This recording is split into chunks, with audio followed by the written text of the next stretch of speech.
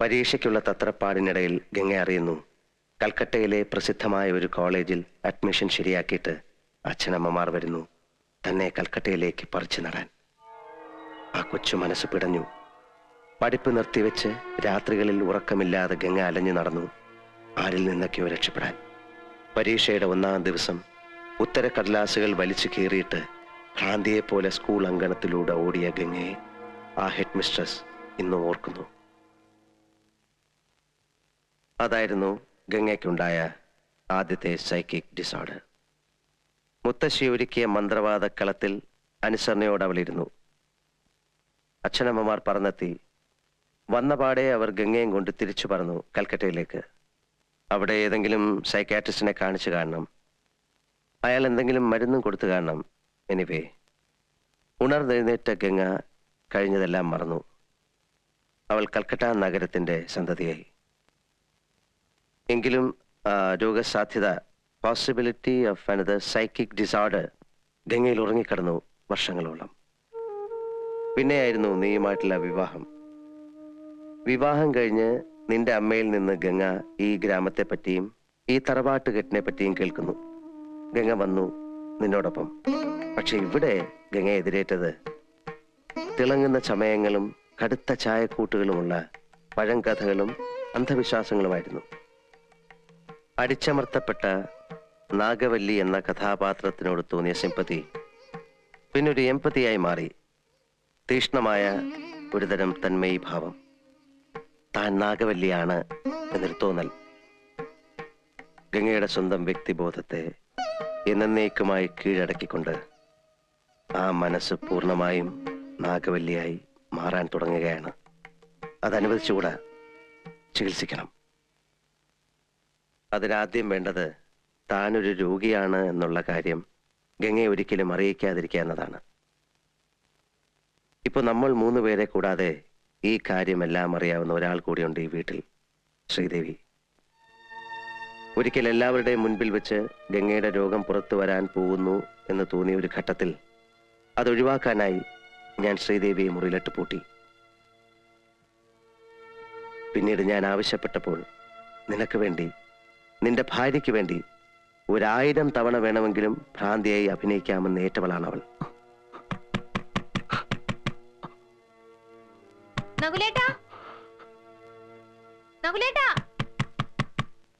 ഈ വാതിലൊന്ന് തുറന്നേ. ഇതാരെ പൂട്ടിയേ? നകുലേട്ടാ,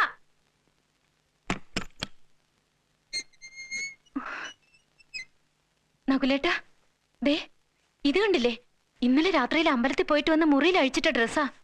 കണ്ടോ? സർവത്ര കീറി പറിച്ചു വെച്ചിരിക്കുന്നു. ദേ, ശ്രീദേവി ആയിരിക്കും. അല്ലാതെ പിന്നെ ആരാ? സാരമില്ല. ഇന്നലെ കഥകളിയൊക്കെ എങ്ങനെ ഉണ്ടായിരുന്നു? മുഴുവൻ കണ്ടില്ലല്ലോ. ഉറക്കം വന്നിട്ട് എപ്പോഴാ തിരിച്ചു വന്നെന്ന് അറിയില്ല. അല്ല, മഹാദേവനോ എപ്പോ വന്നു? കുറച്ചു നേരമായി. അതുകൊള്ളാം. എന്നിട്ടാണോ നകുലേട്ട എന്നോട് പറയാതിരുന്നേ? നിങ്ങളിരിക്കെ, ഞാൻ ഇപ്പൊ കാപ്പി കൊണ്ടുവരാം.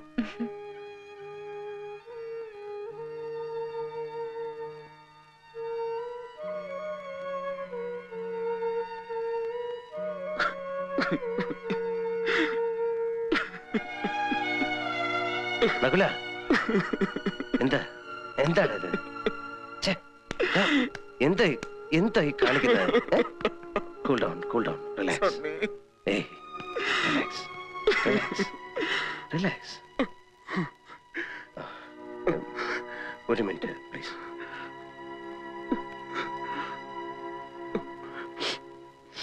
ഇപ്പോൾ നിങ്ങൾ താമസിക്കുന്ന ആ വീട് പണ്ട് രാമനാഥൻ എന്ന നർത്തകൻ താമസിച്ചിരുന്ന വീടാണ്. ഗംഗയിലെ ചിത്തരോഗി നാഗവല്ലിയായി മാറുന്ന നിമിഷങ്ങളിൽ താങ്കൾ ഇവിടുത്തെ പഴങ്കഥയിലെ കാമുകനായ രാമനാഥനായി മാറുന്നു. നകുലൻ ക്രൂരനായ ആ കാരണവരും. ഇക്കഴിഞ്ഞ രാത്രിയിൽ കണ്ട ബലാത്സംഗ പ്രകടനം അത് ഗംഗയിലെ രോഗി നടത്തിയ നാടകത്തിലെ ഒരു നീണ്ട വാക്യമാണ്. അതിനർത്ഥം താങ്കൾ ഗംഗയെ ബലാത്സംഗം ചെയ്യാൻ ശ്രമിച്ചു എന്നറിഞ്ഞാൽ അല്ലിയുമായിട്ടുള്ള കല്യാണം മുടങ്ങും. രാമനാഥനായ താങ്കളെ തിരികെ കിട്ടും. അങ്ങനെ ഈ വീട്ടിൽ നടന്നതും നടക്കുന്നതുമായ എല്ലാ വിചിത്ര സംഭവങ്ങൾക്കും അർത്ഥമുണ്ട്. അതെല്ലാം ഗംഗയിലെ രോഗി ഇവിടെ നിന്ന് കണ്ടെടുത്ത ശക്തമായ ചില കോഡുകളാണ്. പക്ഷെ ആ കോഡുകൾ ഇനി ഒരിക്കലും ഗംഗയിൽ നിന്ന് മാഞ്ഞു പോവില്ല. എന്ന് വെച്ചാൽ ഇന്ന് രാത്രിയോടെ ഗംഗയുടെ വ്യക്തിബോധം എന്നേക്കുമായി നാഗവല്ലിയുടേതായി മാറും. അതായത് മുഴുഭ്രാന്തി. പഴയ ഗംഗയ്ക്ക് ഇനി ഒരിക്കലും തിരിച്ചു വരാൻ പറ്റില്ല. ആ രോഗഭാഷയിലൂടെ പുറത്തു വരാൻ ഇനി 2 കാര്യങ്ങളേ ഉള്ളൂ. നകുലിനെ ഏത് നിമിഷം വധിക്കപ്പെടും, ഗംഗ ആത്മഹത്യ ചെയ്യും. എനിക്ക് നകുലിനെയെങ്കിലും രക്ഷിക്കണം. അപ്പൊ ഗംഗയെ രക്ഷിക്കാൻ നകുലിനെ കൊലയ്ക്ക് കൊടുക്കണം. നകുലിനെ രക്ഷിച്ചാൽ ഗംഗ ആത്മഹത്യ ചെയ്യും. ഒരു മരണം അതൊഴിവാക്കാനാവില്ല. അവരിൽ ഒരാളെ എന്നേക്കുമായി മറന്നു കളഞ്ഞേ പറ്റൂ. അല്ലെങ്കിൽ എന്തെങ്കിലും മിറാക്കിൾ സംഭവിക്കണം.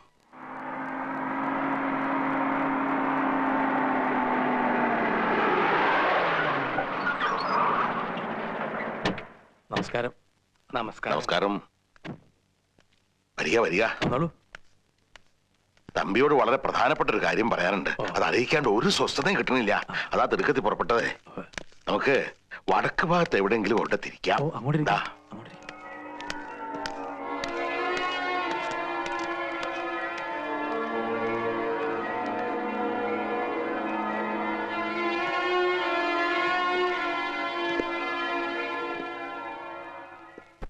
ഇരിക്കെ. കുടുംബക്ഷേത്രത്തിലെ ഉത്സവമൊക്കെ എത്രടായി? ഒന്നിനും ഒരു മുടക്കവും വരുത്തിയിട്ടില്ല. ആ. ഭംഗിയായി നടക്കുന്നു. നാളെ അവസാനിക്ക. ഞാൻ കൊടുത്തുവിട്ട ചാർട്ട് പ്രകാരമുള്ള ക്രിയകളൊക്കെ അത് നടക്കുന്നുണ്ട്. ഭാഗ്യായി. ഓ. തമ്പിയുടെ മോളുകൂട്ടുള്ള കാര്യം പ്രശ്നമഴിക്കാൻ വിശദമായിട്ടൊന്ന് നോക്കുണ്ടായി. ഓ. കുട്ടിക്കിപ്പോ ദശാസന്ധ്യ. ലേശം മനപ്രയാസൊക്കെ ഉണ്ടാവും. പക്ഷേ അഷ്ടമംഗലത്തിന് തറവാട്ടിന്റെ കാര്യം നോക്കിയപ്പോ ഇത്തിരി ഒന്ന് അന്താളിച്ചു. ഇവിടെ അകാലമൃത്യു വരെ ഉണ്ടാവാം എന്നൊരവസ്ഥയാ. അത്ഭുതം അവിടെയല്ല, അത് സംഭവിച്ചു കഴിഞ്ഞിരിക്കണു. അല്ല, തമ്പി പരിഭ്രമിക്കണ്ട. ചിലപ്പോ ദൈവാധീനം കൊണ്ട് ഒക്കെ ഒഴിഞ്ഞു പോകാനും മതി.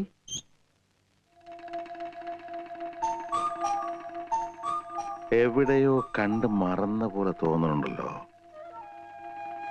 ആരത്? ആ, ഇത് കഷ്ടായി. എവിടെ വെച്ചാണെന്ന് മറന്നിരിക്കണോ? എത്ര ആയിട്ടും അങ്ങോട്ട് കിട്ടണില്ല. തിരുമേനി മറന്നു. നമ്മൾ തമ്മിൽ അമേരിക്കയിൽ. ഹൈ, സണ്ണി. ആ, അമ്പട കേമാ സണ്ണി കുട്ട. നീ എന്നെ പറ്റിച്ചുട്ടോ. ഹൈ, എന്താ കഥ?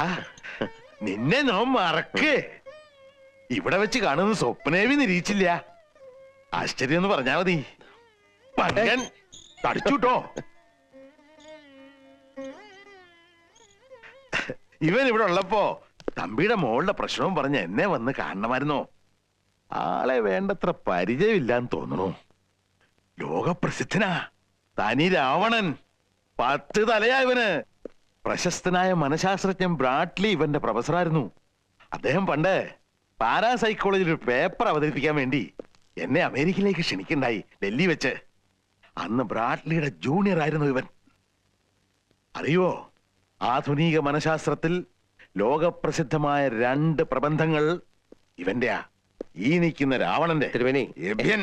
എനിക്ക് തിരുമേനിയോട് സ്വകാര്യമായിട്ട് അല്പം സംസാരിക്കാനുണ്ട്. ആയിക്കോട്ടെ, ഇന്ന് നമുക്ക് ഇവിടെ തന്നെ കൂടാ. എല്ലാം അറിഞ്ഞിട്ട് തന്നെ കാര്യം. തമ്പി, ഓ. 2 കസേര എടുത്ത് പുറത്തേക്ക് ഇടുക.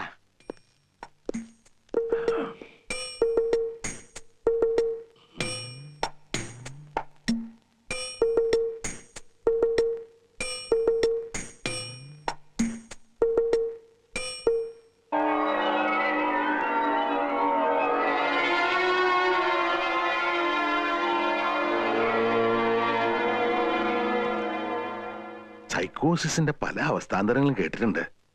പക്ഷെ ഇത്ര ഭയാനകമായ ഒരു പ്രശ്നം ഇത് ആദ്യ. അപ്പൊ ഈ കുട്ടിയുടെ ഭർത്താവ് ഇപ്പോഴും കുട്ടിയുടെ കൂടെ തന്നെ കഴിയണു. Yeah. ഇത്ര അടുത്ത കൂട്ടുകാരനായ സ്ഥിതിക്ക് തനിക്ക് അയാളോട് പറഞ്ഞുകൂടെ ഭാര്യയെ വിട്ട് വേറെ എവിടെയെങ്കിലും മാറി താമസിക്കാൻ?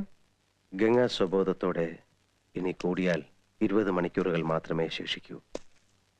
അത്രയും സമയം കൂടി അവരൊരുമിച്ച് കഴിഞ്ഞോട്ടെ. സണ്ണി, താൻ എന്താ ഉദ്ദേശിക്കണേ? ആ പയ്യനോട് കാര്യം തുറന്നു പറഞ്ഞേക്കൂ, അയാളെങ്കിലും രക്ഷപ്പെട്ടെ. ഇല്ല, എനിക്കിനിയും മണിക്കൂറുകൾ ബാക്കിയുണ്ട്. അനുഭവജ്ഞാനം കൊണ്ടും പിന്നെ തന്നോടുള്ള വാത്സല്യം കൊണ്ടും പറയാണ്, ഇതിന് പരിഹാരം ഇല്ല. It is incurable.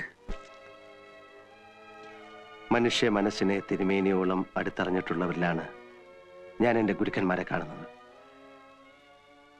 പക്ഷേ എനിക്കിവിടെ നിങ്ങളെയൊക്കെ നിഷേധിച്ചേ പറ്റൂ. ഞാൻ പഠിച്ചതിനെ മുഴുവൻ എനിക്ക് നിഷേധിച്ചേ പറ്റൂ. ഒരു മനോരോഗ ചികിത്സകനും സഞ്ചരിച്ചിട്ടില്ലാത്ത വഴികളിലൂടെയൊക്കെ ഞാൻ സഞ്ചരിച്ചെന്നിരിക്കും, ഒരു ഭ്രാന്തനെ പോലെ. എന്റെ നകുലിന് വേണ്ടി, അവന്റെ ഭാര്യയ്ക്ക് വേണ്ടി. I am going to break all conventional concepts of psychiatry. കൊള്ളാം മോനെ, നിന്നെ ഞാൻ നിരുത്സാഹപ്പെടുത്തുന്നില്ല. എനിക്ക് പരിപൂർണ വിശ്വാസമായി. ശ്രമിച്ചോളൂ. പക്ഷെ എന്താ മാർഗം? ഗംഗയെ ചികിത്സിക്കാൻ പല മാർഗങ്ങളുണ്ട്. പക്ഷെ അവയെല്ലാം ചെന്നെത്തുന്നത് പതിവ് സ്ഥലത്ത് തന്നെയാണ്. അതിന് ഞാൻ വേണമെന്നില്ല.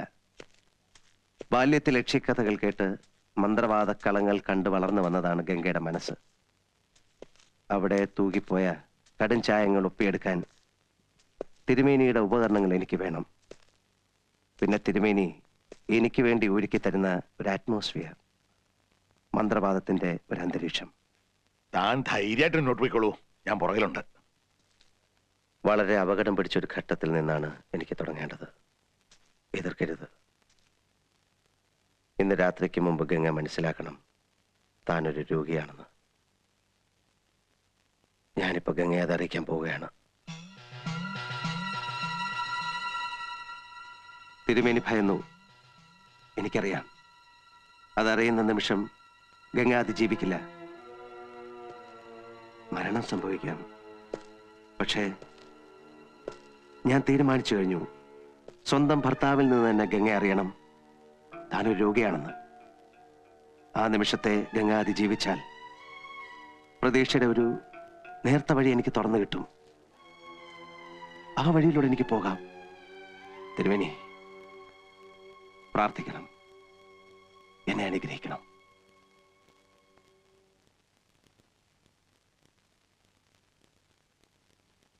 ഗംഗ അല്ലിക്ക് ആഭരണം വാങ്ങാനായി പോകാനൊരുങ്ങുകയാണ്. നീ അവിടെ ചെന്നിട്ട് ഗംഗയോട് പോകരുത് എന്ന് പറയണം. ഞാൻ ഇന്ന് വരെ അവളോട് അരുത് എന്ന് പറഞ്ഞിട്ടില്ല സണ്ണി. ഇന്ന് പറയണം. ഒരു ദാക്ഷിണ്യവുമില്ലാതെ പറയണം പോകരുതെന്ന്. എത്ര കേണപേക്ഷിച്ചാലും നീ സമ്മതിക്കരുത്. പെട്ടെന്ന് എന്തെങ്കിലും അസാധാരണമായ ഒരു ഭാവവ്യത്യാസം ഗംഗയിൽ കണ്ടാൽ നീ പതറരുത്. ഗംഗയോടുള്ള എല്ലാ സ്നേഹവും എടുത്ത് നീ നിന്റെ ഗംഗയെ തിരിച്ചു വിളിക്കണം. വെക്കോളൂ. പോവാ.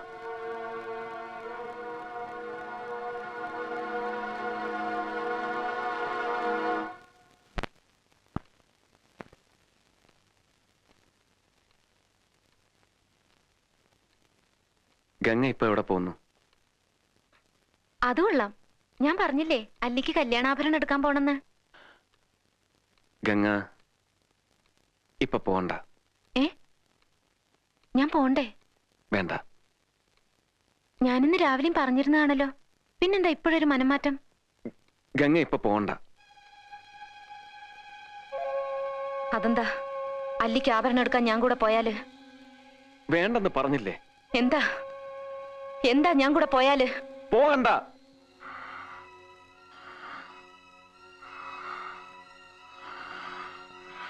വിടമാട്ടെ, വിടമാട്ടെ.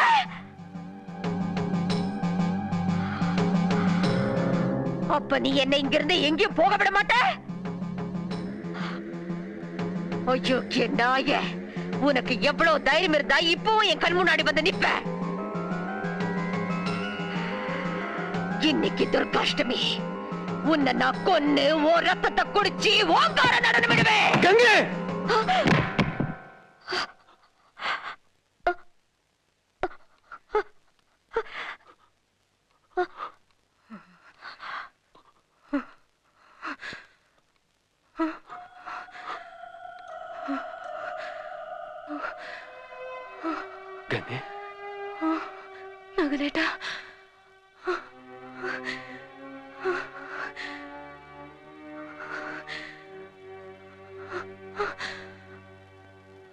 ഞാനിപ്പോ എന്താ പറഞ്ഞത്? ഞാനിപ്പോ എന്താ പറഞ്ഞതെന്ന്? ഇല്ല, ഒന്നും പറഞ്ഞില്ല. ഗംഗ ഒന്നും പറഞ്ഞില്ല. ഇല്ല, ഞാനിപ്പോ എന്തോ പറഞ്ഞു. പറ നകുലേട്ടാ, എനിക്കെന്താ നകുലേട്ടാ? നിനക്കൊന്നുമില്ല.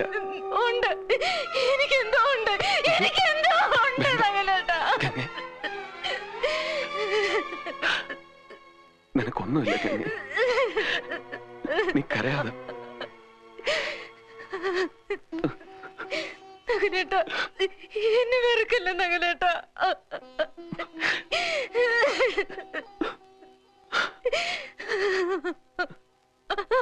ഗംഗേ,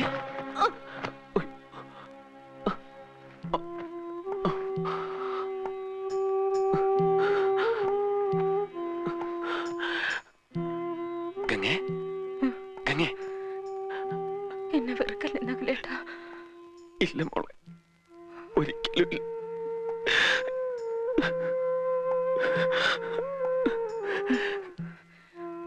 ഗംഗേ, നകുലേട്ടാ, നിനക്കെന്താ വേണ്ട? ഞാനൊന്ന് കിടന്നുറങ്ങട്ടെ.